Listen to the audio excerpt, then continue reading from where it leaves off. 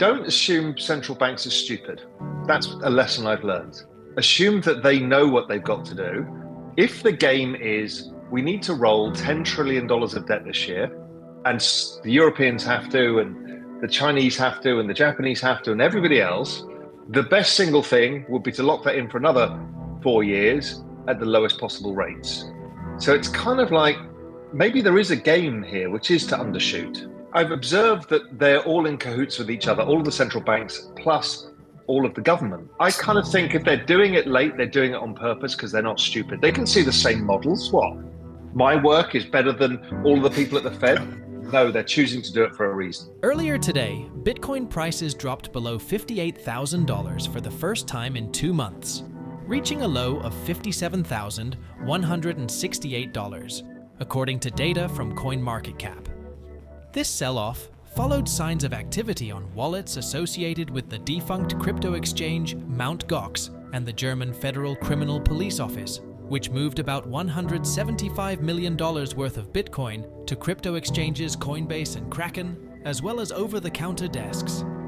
Late last month, Mt.Gox's rehabilitation trustee announced it would start distributing assets stolen in the 2014 hack. The announcement, made on the exchange's website, indicated that payments would be made in Bitcoin and Bitcoin Cash. Analysts warned that this could temporarily cause some selling pressure in both cryptocurrencies.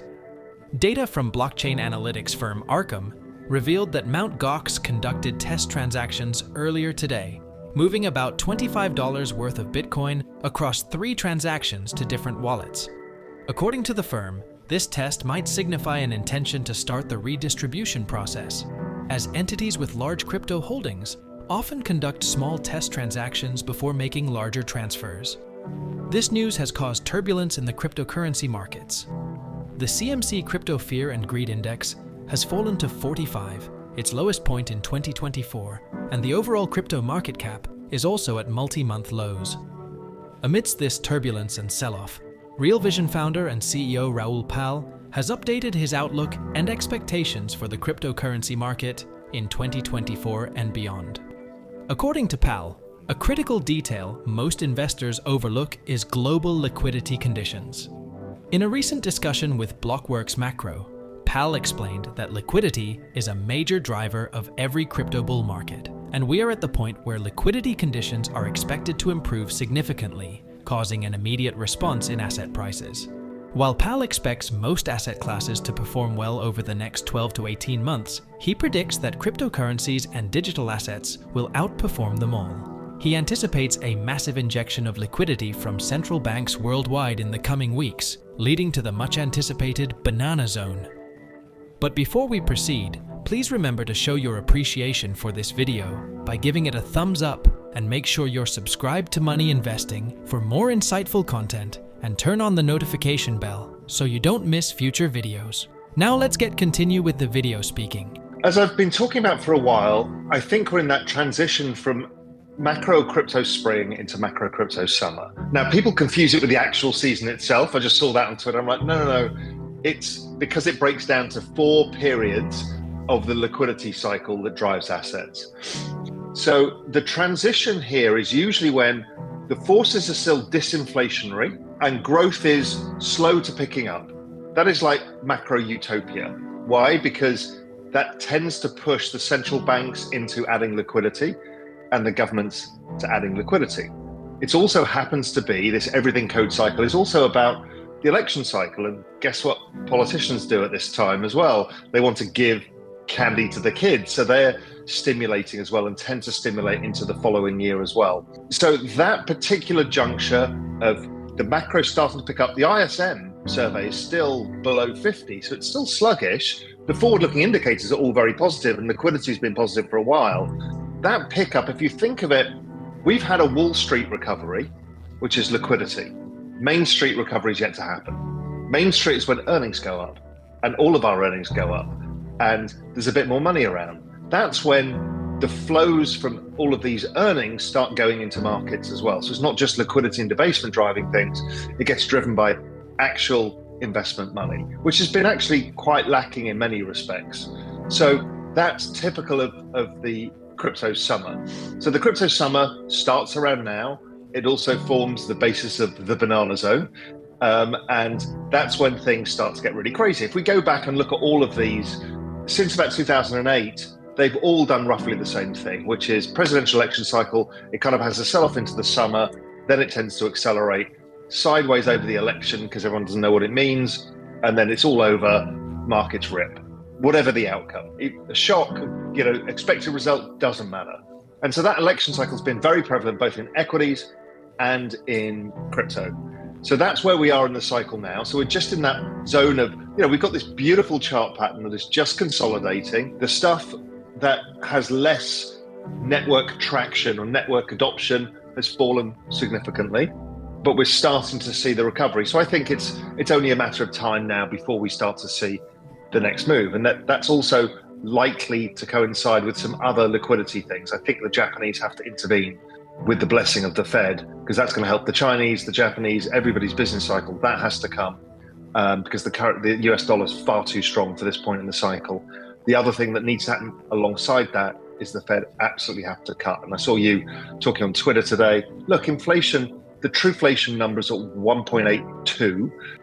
Core CPI is now headed lower sharply, but rates are at 5.5. It makes no sense considering the lag that it has. If not, they're going to undershoot inflation, which I don't think they mind, because you can refi debt at lower levels because they put everything at the short end right now. Janet Yellen's been issuing short end debt, so the lower she gets rates down, the more she can get back into the 4-year cycle. The Fed only operate on two things: unemployment and inflation. Both of those lag the business cycle itself. So unemployment, owner equivalent rents, part of CPI, which is the large part of it, all of that stuff lags by 15 to 18 months. So even where the ISM today is bottoming, that means that doesn't bottom until next year sometime, which is why the Fed are always cutting into the second year, because they're following the lagging indicators, the things that drive down CPI, which is why they're always late tightening. Pal is confident that the only reason the Fed remains hawkish is due to the lagging indicators it relies on. He cites unemployment as an example, noting that it lags by about 12 months. Recent reports show that first-time applications for US unemployment benefits increased in June, with more people joining the jobless rolls, indicating a gradual cooling of the labor market.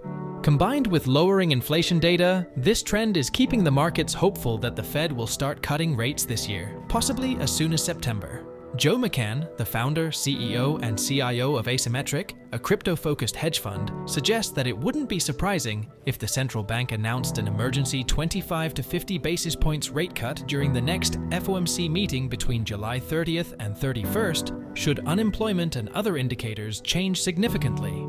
This would bolster market optimism and lead to significant price improvements. What we've got here is a global utility, which is blockchain, much like the internet was.